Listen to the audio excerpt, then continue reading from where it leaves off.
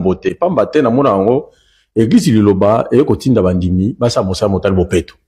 eza na ba compagnie pa yo biso to ko sa mosala na mona ba to mona bango bala ko sa mo bopeto na RTC na balabala na prince na makadam ba ko sa bopeto pe ya ofele wana ezali na kati ya liloba ya nzambe to ezali kaka pote molongo wa biso za peto molongo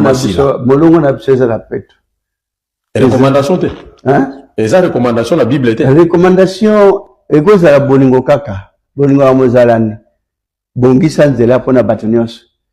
donc batonyos ba oleka yo zui tana yo o sokolo komba mamuke gratuitement po eza po to mitombo la te au monde mboko na biso capital na biso za très sale et même la télévision ba comment le bango question réponse sur ce qu'ils ont na télé TV5 la ville la plus sale du monde Kinshasa RDC. Mais ça, c'est vrai que ça sale.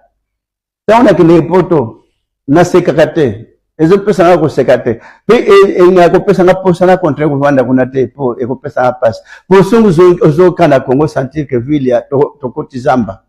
Mais ceux comme la poteau sentir que toko comme la pays propriété wana. Nous avons personne qui est là, topé ça, bandi mi courage, to bando sala quand même gratuitement.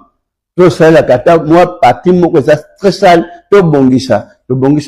grand gare centrale là les tendanga salang to bongisa échangeur premier salon échangeur dans ndenge koma to bongisa bala caniveau à ma tête nzo kandi caniveau na nanga na kozinda paye sili pe babakisi mutu to sala boy plus de